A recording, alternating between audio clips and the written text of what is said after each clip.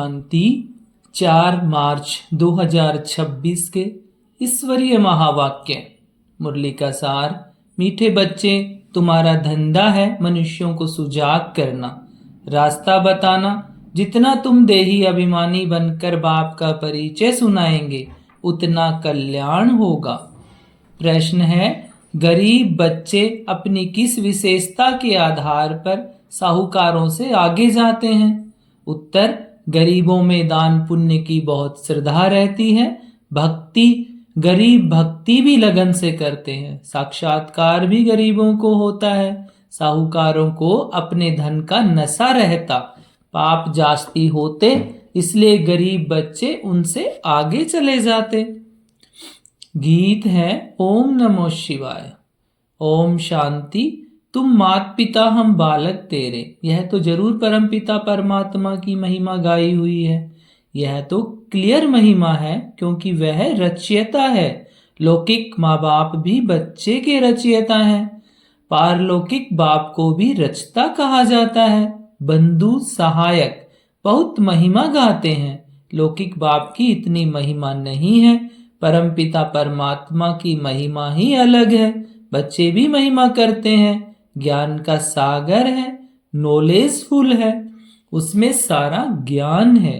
Knowledge कोई शरीर निर्वाह की पढ़ाई का नहीं है। उनको ज्ञान का सागर नॉलेजफुल कहा जाता है। तो जरूर उनके पास ज्ञान है, परंतु कौन सा ज्ञान? यह सृष्टि चक्र कैसे फिरता है उसका ज्ञान है। तो वही ज्ञान सागर पतित पावन है।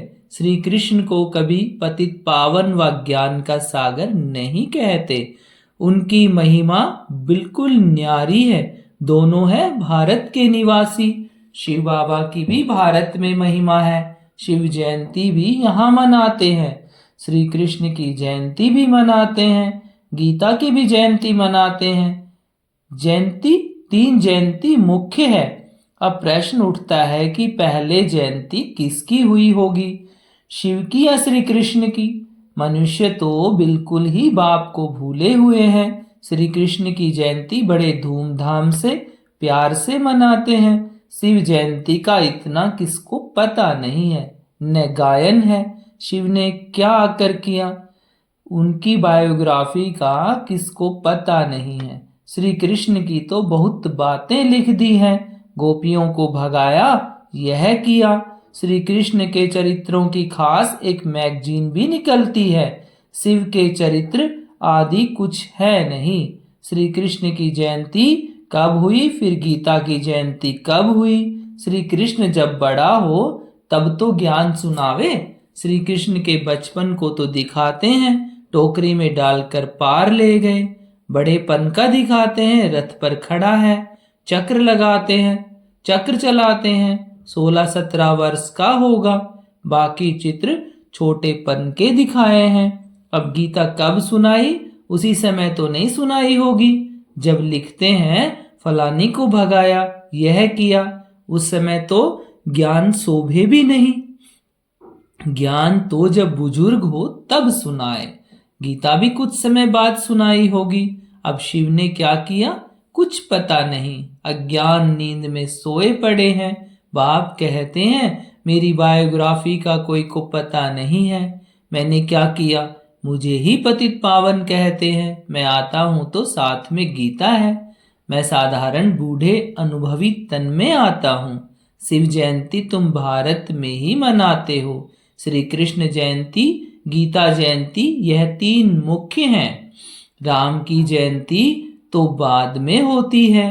इस समय जो कुछ होता है वह बाद में मनाया जाता है। सतयुग त्रेता में जयंती आदि होती नहीं।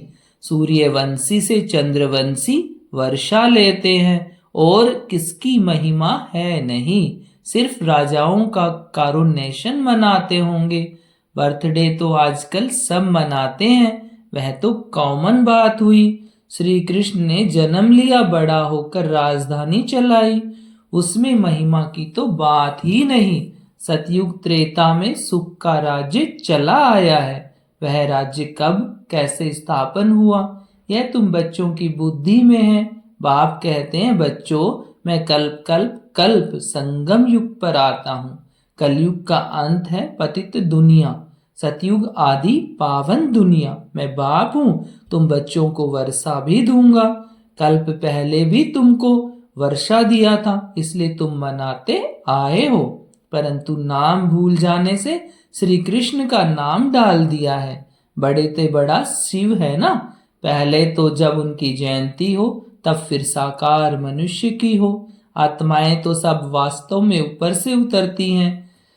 मेरा भी अवतरण है। श्री कृष्ण ने माता के गर्भ से जन्म लिया, पालना की, सबको पुनर्जन्म में आना ही है। शिव बाबा पुनर्जन्म नहीं लेते हैं, आते तो है ना, तो यह सब बाप बैठ समझाते हैं।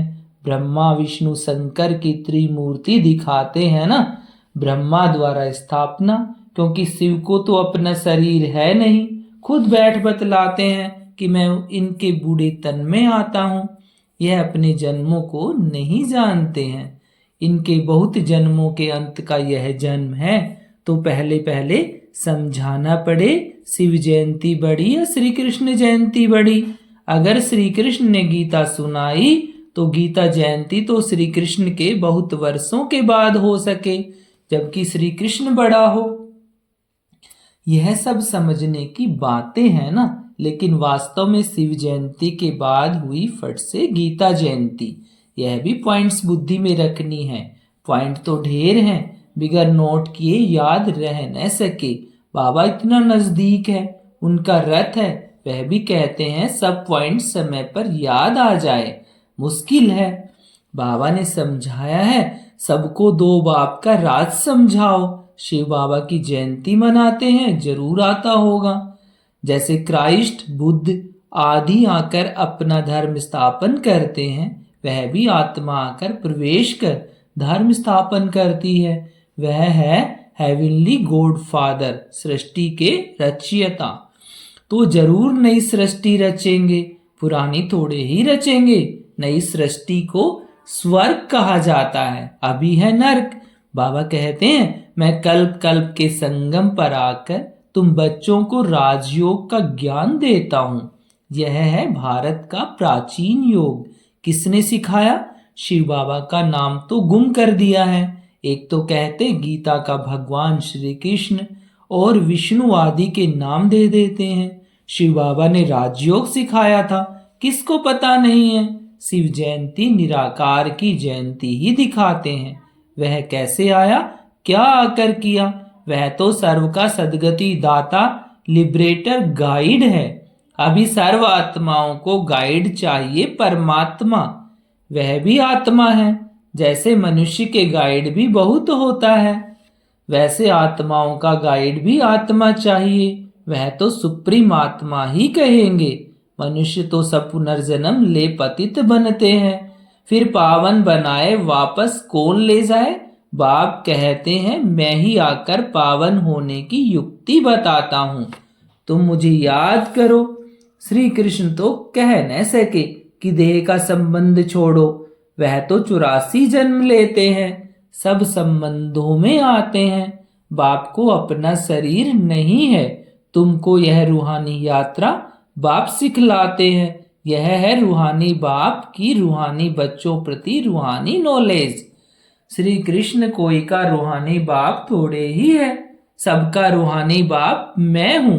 मैं ही गाइड बन सकता हूं, liberator, guide, blissful, peaceful, ever pure, सब मेरे लिए कहते हैं।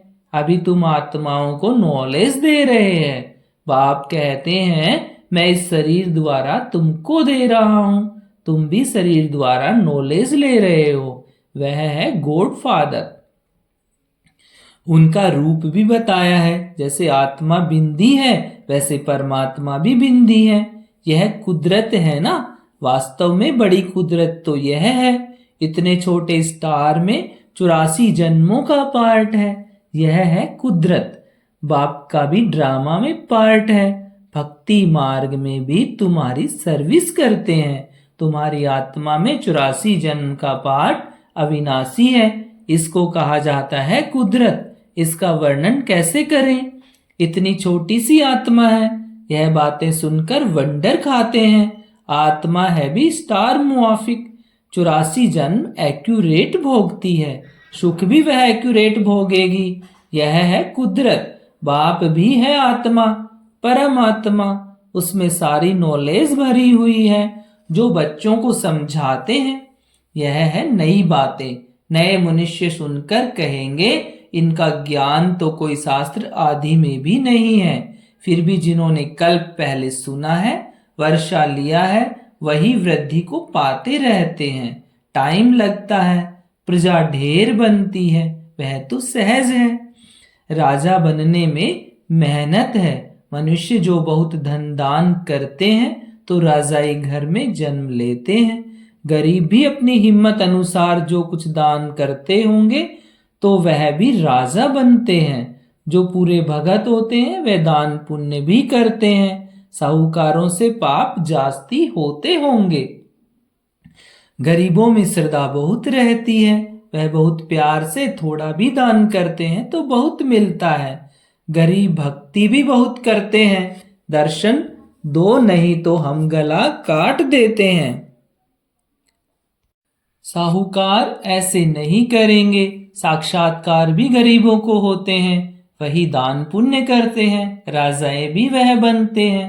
पैसे वालों को अहंकार रहता है, यहाँ भी गरीबों को 21 जन्म का सुख मिलता है। गरीब जास्ती है, साहूकार पिछाड़ी में आएंगे।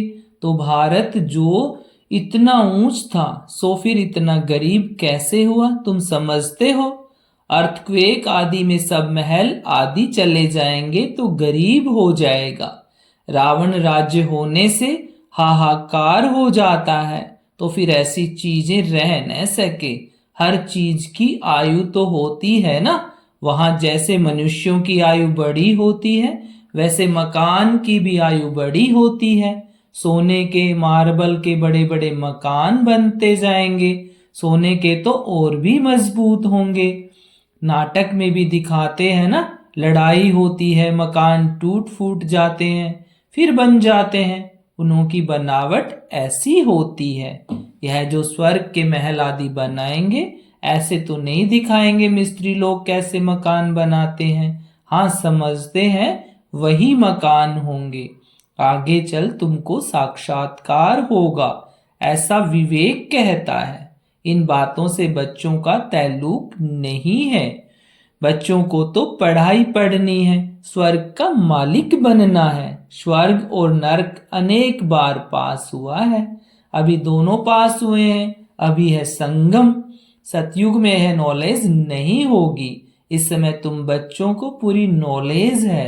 लक्ष्मी नारायण को यह राज्य किसने दिया था, अभी तुम बच्चों को मालूम है। इन्होंने यह वर्षा किससे पाया? यहाँ पढ़ाई पढ़कर स्वर्ग के मालिक बनते हैं, फिर वहां जाकर महल आदि बनाते हैं। सर्जन भी बड़े बड़े हॉस्पिटल बनाते हैं ना। बाप तुम बच्चों को दिन प्रतिदिन अच्छी अच्छी पॉइंट्स सुना रहे हैं। तुम्हारा धंधा ही है मनुष्यों को सुजाग करना, रास्ता बताना। जैसे बाप कितना प्यार से बैठ समझाते हैं। देह अभिमान की दरकार नहीं, बाप को कभी देह अभिमान नहीं हो सकता। तुमको मेहनत सारी देही अभिमानी होने में लगती है, तो देही अभिमानी बन बाप का बैठ परिचय देते हैं, गोया बहुतों का कल्याण करते हैं। पहले देह अभिमान आने से फिर और विकार आते हैं। लड़ना झगड़ना नवाबी से चलना देह अभिमान है। फल अपना राजयोग है तो भी बहुत साधारण रहना है। थोड़ी चीज में अहंकार आ जाता है। घड़ी फैशनेबल देखी तो दिल होगी यह पहने, ख्याल चलता रहेगा, इसको भी देह अभिमान कहा जाता है। अच्छी ऊंची चीज होगी तो संभालना पड़ेगा, गुम होगी तो ख्याल होगा। अंत समय कुछ भी याद आया तो पद भ्रष्ट हो जाएगा। यह देख अभिमान की आदतें हैं। फिर सर्विस बदले डिसर्विस भी जरूर करेंगे। रावण ने तुमको देह अभिमानी बनाया है। देखते हो बाबा कितना साधारण चलते हैं, हर एक की सर्विस देखी जाती है। महारथी बच्चों को अपना शो करना है। महारथियों को ही लिखा जाता है तुम फलानी जगह जाकर भाषण करो। एक दो को बुलाते हैं, लेकिन बच्चों में देह अभिमान बहुत रहता है। भाषण में भले अच्छे हैं, परंतु आपस में रूहानी स्नेह नहीं है। देह अभिमान लून पानी बना देता है। कोई बात में झट बिगड़ पड़ना, यह भी नहीं होना चाहिए। इसलिए बाबा कहते हैं कोई को भी पूछना है तो बाबा से आकर पूछे। कोई कहे बाबा आपको कितने बच्चे हैं, कहूँगा बच्चे तो अनगिनत हैं, परंतु कोई कपूत कोई सपूत अच्छे अच्छे हैं। ऐसे बाप का तो फरमान बरदार वफादार बनना चाहिए ना। अच्छा, मीठे मीठे से खिलदेह बच्चों प्रति माता पिता बाप दादा का याद प्यार और गुड मॉर्निंग। रूहानी बाप की रूहानी बच्चों को नमस्ते, और हम रूहानी बच्चों की रूहानी माता पिता और बाप दादा को गुड मॉर्निंग और नमस्ते बाबा नमस्ते। धारणा के लिए मुख्य सार है, देह अभिमान में आकर किसी भी प्रकार का फैशन नहीं करना है, जास्ती शौक नहीं रखने हैं, बहुत बहुत साधारण होकर चलना है, आपस में बहुत बहुत रूहानी स्नेह से चलना है, कभी भी लून पानी नहीं होना है, बाबा का सपूत बच्चा बनना है, अहंकार में कभी नहीं आना है। आज का वरदान, अपने भाग्य और भाग्य विधाता के गुण गाने वाले सदा प्रसन्न चित्त भव। अपने भाग्य और भाग्य विधाता के गुण गाने वाले सदा प्रसन्न चित्त भव। सभी ब्राह्मण बच्चों को जन्म से ही ताज, तख्त, तिलक, जन्म सिद्ध अधिकार के रूप में प्राप्त होता है। तो इस भाग्य के चमकते हुए सितारे को देखते हुए अपने भाग्य और भाग्य विधाता के गुण गाते रहो तो गुण संपन्न बन जाएंगे। अपनी कमजोरियों के गुण नहीं गाओ, भाग्य के गुण गाते रहो, प्रश्नों से पार रहो, तब सदा प्रसन्न चित्त रहने का वरदान प्राप्त होगा। फिर दूसरों को भी सहज ही प्रसन्न कर सकेंगे। आज का स्लोगन है, एक नामी और इकोनॉमी से चलना ही ब्राह्मण जीवन में सफलता का आधार है। एक नामी और इकोनॉमी से चलना ही ब्राह्मण जीवन में सफलता का आधार है। यह व्यक्ति सारे निश्चय के फाउंडेशन को मजबूत कर सदा निर्भय और निश्चिंत रहो। निश्चय सदा ही निश्चिंत बनाता है, और जो निश्चिंत स्थिति में रहकर कोई भी कार्य करता है वह उसमें सफल जरूर होता है, क्योंकि निश्चिंत स्थिति में बुद्धि यथार्थ जजमेंट करती है। यथार्थ निर्णय का आधार है निश्चय बुद्धि।